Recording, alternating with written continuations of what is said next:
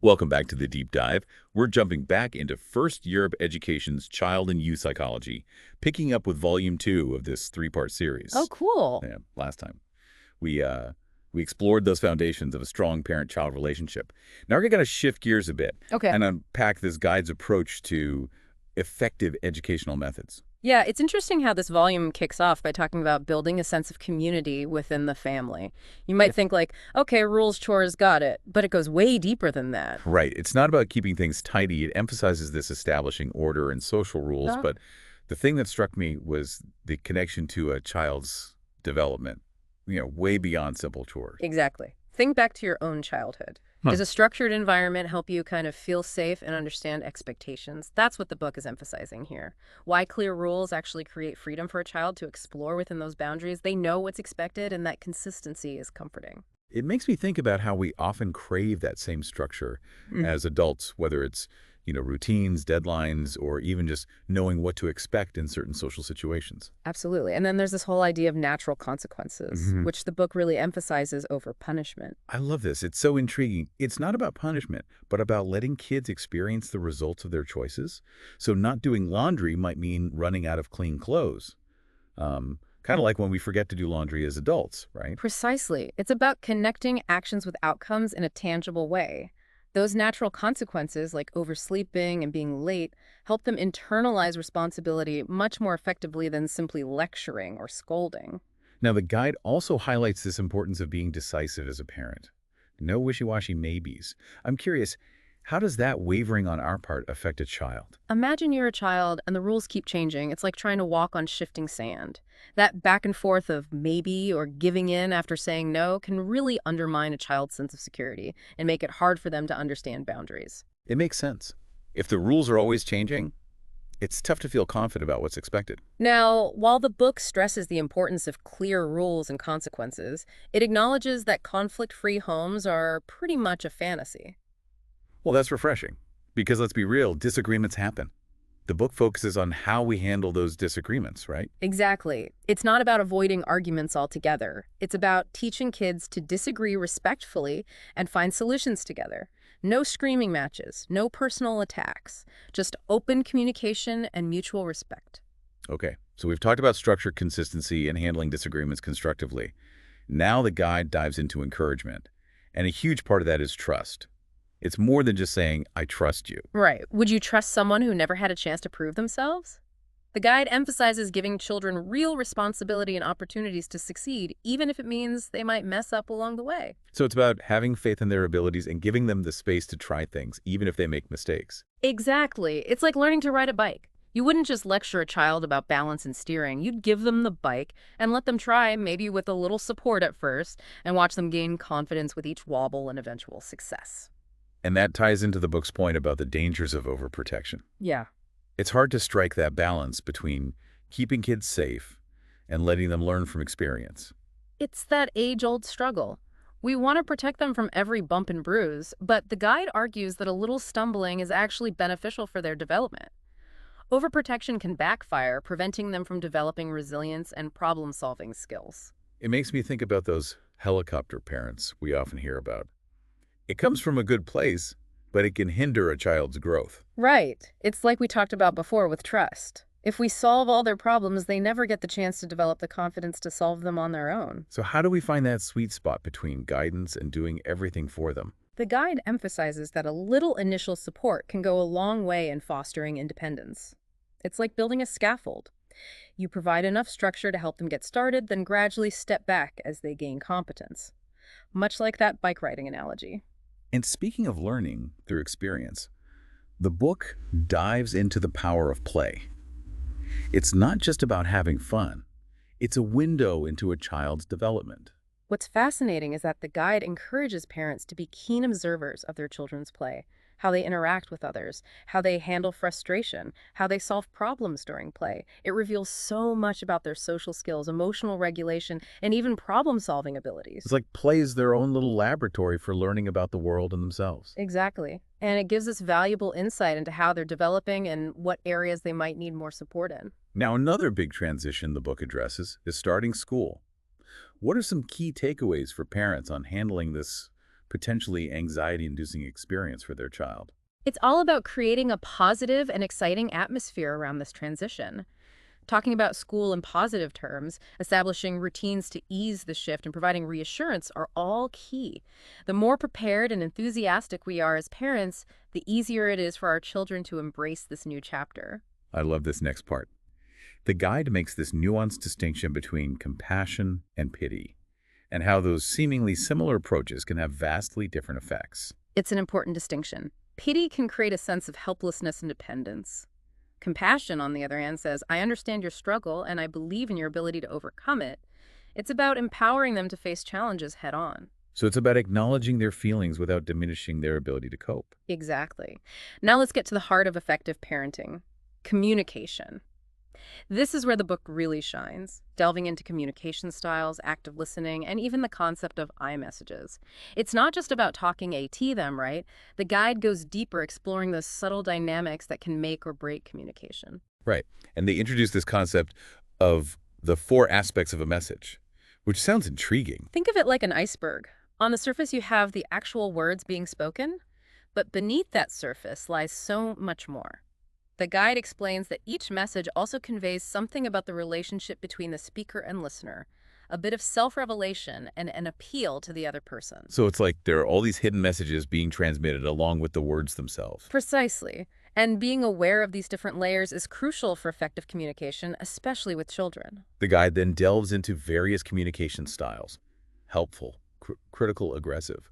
It really made me reflect on my own communication patterns. The key here is that each style shapes interactions differently.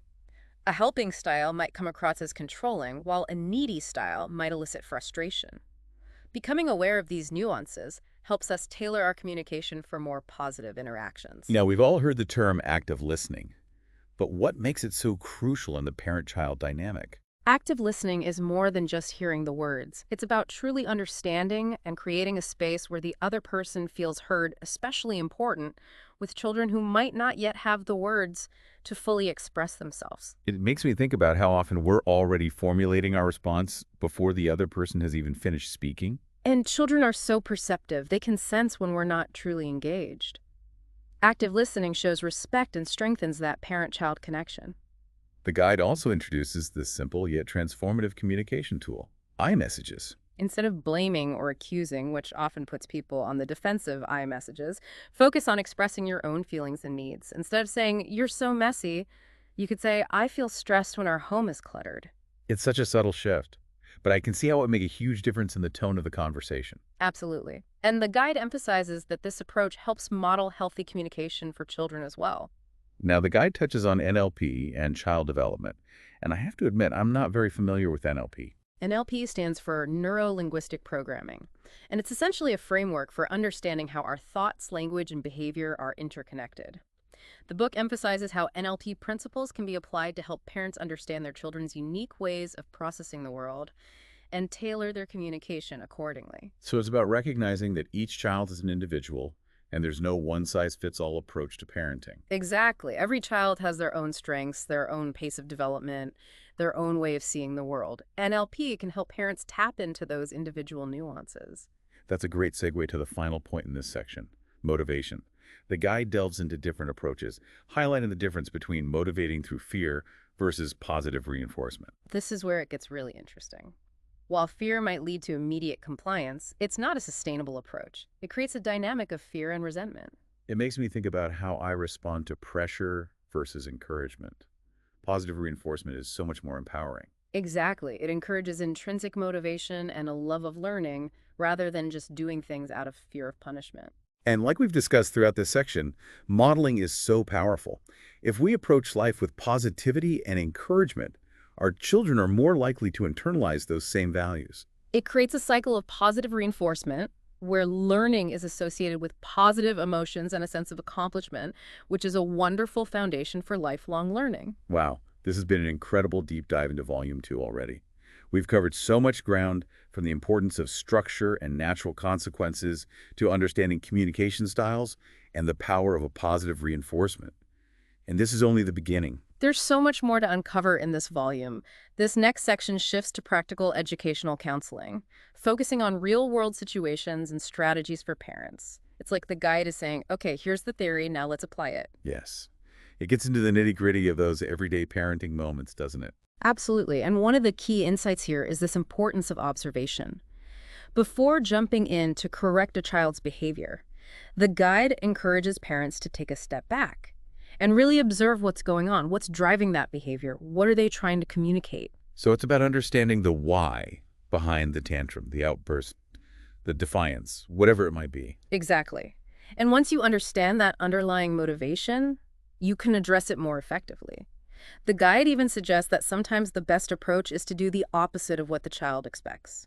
Now that's interesting. Can you give us an example of what that might look like? Imagine a child is throwing a tantrum because they don't want to leave the park. Instead of getting pulled into a power struggle, the guide suggests doing something unexpected. Maybe sit down on a bench and calmly wait for them to calm down. So it's about shifting the energy of the situation. Precisely. That change in approach can often diffuse the situation and open the door for a more productive conversation once everyone has calmed down. It's like that saying, what you resist persists. Sometimes changing our own reaction is more effective than trying to force a child to change. Right, and that leads to another important point, adjusting expectations to match a child's developmental stage. This resonates with me. We can't expect a toddler to have the same impulse control as a teenager, right? Exactly. It's about meeting them where they are developmentally and providing appropriate support and guidance. We talked earlier about the dangers of overprotection, but the guide emphasizes that it's equally important to avoid expecting too much too soon. So it's about finding that sweet spot between challenge and support. Right, Yeah. exactly. And that brings us to another key concept, acting decisively but with understanding. The guide stresses that consequences shouldn't be about punishment, but rather the natural outcomes of choices. It's like we discussed earlier with natural consequences. It's about letting children learn from their choices in a safe and structured environment rather than imposing arbitrary punishments. Right. It allows them to connect actions and consequences, fostering a sense of responsibility and helping them make better choices in the future. This next point really hit home for me.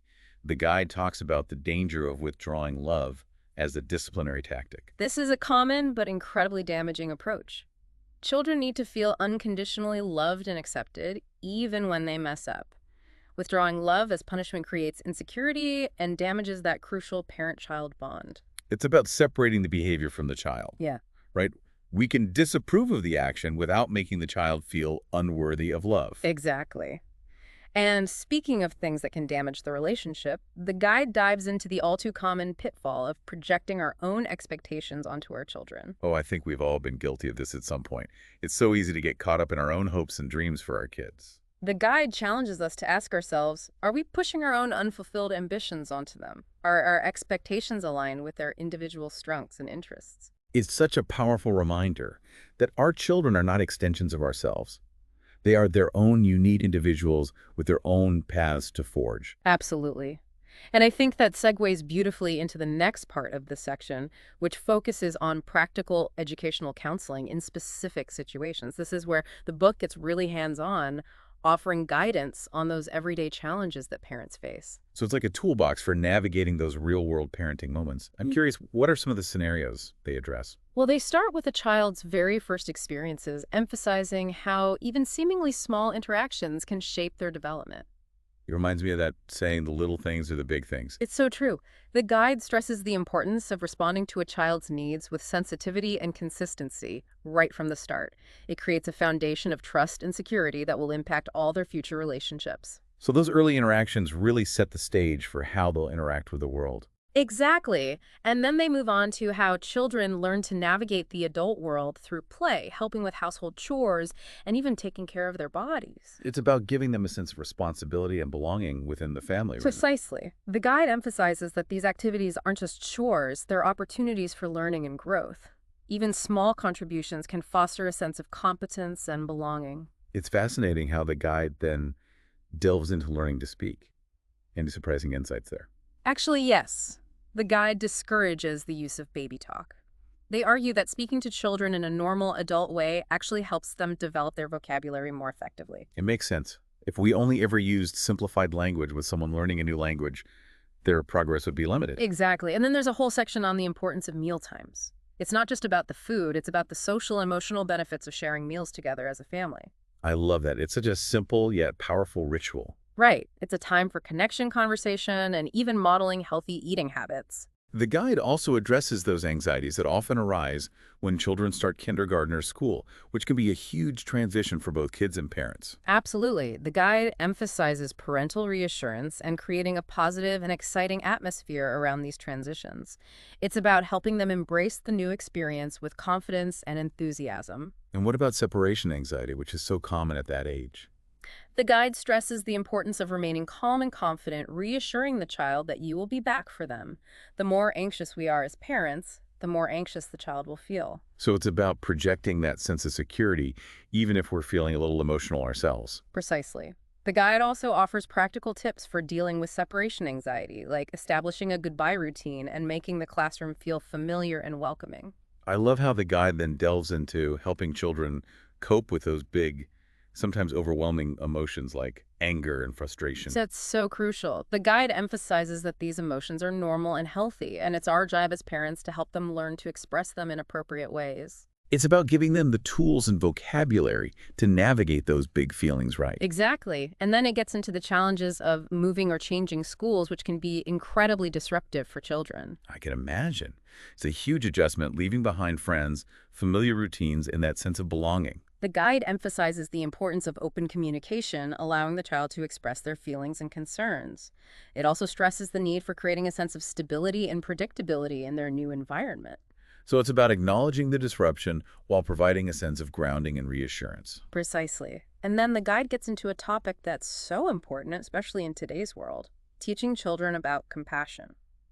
We talked earlier about the distinction between compassion and pity. Mhm. How does the guide approach teaching compassion? It emphasizes leading by example. Children learn so much from observing how we treat others. The guide encourages us to model empathy, kindness, and understanding in our daily interactions. So it's about walking the talk, so to speak. Exactly. And then it gets into a rather sensitive topic, unstaffed educators. It acknowledges that we can't shield our children from every negative influence, but we can equip them to make good choices. This is such a tricky one. How does the guide recommend approaching these conversations? The key is open and honest communication, age appropriate, of course.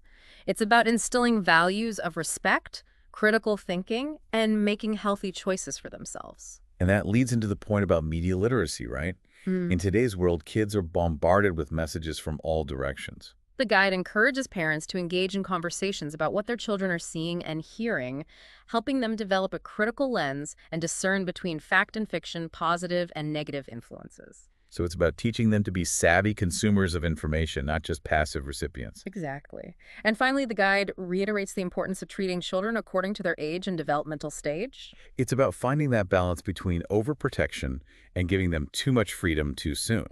Precisely. It's about providing appropriate boundaries and guidance while also supporting their growing independence. Wow, this section has been so insightful. We've covered a lot of ground, from practical tips for handling everyday challenges to those bigger conversations about compassion, media literacy, and finding that delicate balance between support and independence. And now we're moving into a section that I think every parent can relate to. Recognizing and avoiding common parenting mistakes. It's like the guide is holding up a mirror and saying, let's be honest, we've all been there. Oh, I know. I've definitely cringed recognizing myself in some of these scenarios.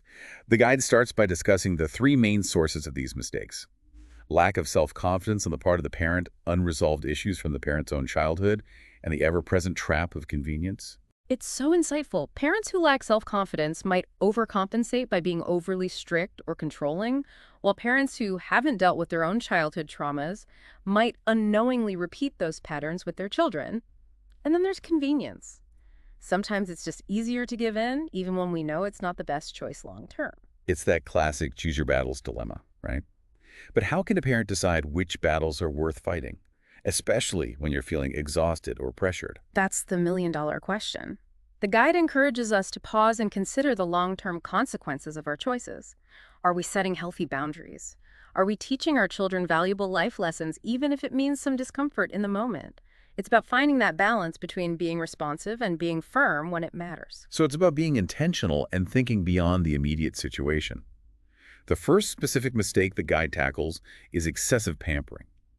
It's so tempting to shower our kids with love and gifts, but the guide cautions against going overboard. Why is that? It's about striking that balance between love and limits. While we all want our children to feel happy and loved, excessive pampering can create a sense of entitlement and make it difficult for them to cope with disappointment or frustration later on. It's like building a house on a foundation of sand. It might look pretty at first, but it won't withstand the inevitable storms. So it's about giving them the tools to navigate the real world where things don't always go their way. Precisely. And then there's the flip side, a lack of love. Hmm? It might be unintentional. Maybe a parent is struggling with their own issues or just doesn't know how to express affection. But the impact on a child's development can be significant. I can imagine how that lack of emotional connection would affect a child's self-esteem and ability to form healthy relationships. Absolutely. It can lead to feelings of insecurity, worthlessness, and difficulty trusting others. The guide emphasizes that children need to feel loved and accepted for who they are unconditionally. And building on that, the guide addresses withdrawing love as punishment, which we discussed earlier. This tactic is incredibly damaging. It creates an environment of fear and insecurity, and it can really erode the parent-child bond. Children need to know that our love isn't contingent on their behavior. It goes back to that idea of separating the behavior from the child. We can disapprove of an action without making the child feel unlovable. Now, the next mistake the guide explores is excessive anxiety on the part of the parent. This one is so relatable, especially in today's world where we're constantly bombarded with information about potential dangers. It's easy to get caught up in worry and fear, but the guide reminds us that our anxiety can be contagious. Oh, absolutely. I've definitely noticed how my own stress levels can impact my kids. If I'm feeling anxious, they tend to pick up on that energy. Exactly. When children sense our anxiety, they're more likely to become anxious themselves. It's about finding that balance between reasonable caution and allowing children to explore the world and take age-appropriate risks. So it's about managing our own anxiety so that we can model healthy coping mechanisms for our children. Precisely. And that leads into another common mistake, over-supervision and talking too much. It's that constant stream of instructions, corrections, and warnings that can really wear a child down. It's like that old saying, you can lead a horse to water, but you can't make it drink. Hmm. We can tell our kids what to do all day long, but they're not going to internalize those lessons if they don't have the space to make their own choices and learn from their own experiences. Exactly. The guide emphasizes that when we're constantly telling them what to do, we're not giving them the opportunity to think for themselves, problem solve, or develop a sense of agency. So it's about stepping back and trusting them to figure things out, even if it means they might make a few mistakes along the way. Right. The guide also cautions against constantly promising rewards or threatening punishments. This is a tough one. It's so tempting to resort to those tactics to get our kids to cooperate. But what's the problem with that approach? It creates a transactional dynamic in the parent-child relationship. Children learn to behave in certain ways, not because it's the right thing to do, but because they're trying to earn a reward or avoid a punishment. It undermines their intrinsic motivation and can make it difficult for them to develop a strong internal compass. So it's about fostering a sense of doing the right thing for its own sake, not just to get a reward. Exactly. The guide encourages us to focus on the values we want to instill, like honesty, kindness, and responsibility, rather than relying on external motivators. The next mistake the guide addresses is demanding blind obedience. This approach often leads to power struggles and resentment. Children are curious and inquisitive by nature. They want to understand the why behind the rules. It makes sense if we just expect them to blindly obey without question. We're not giving them the opportunity to develop their own critical thinking skills. Right.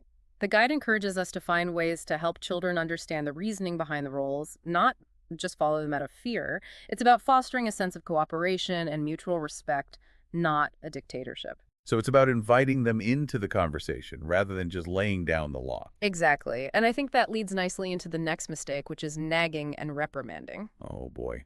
I think we've all been there. It's so easy to get into that cycle of nagging and criticism, especially when we're feeling stressed or frustrated. But the guide reminds us that it's rarely effective. It creates a negative atmosphere and can actually make the behavior worse.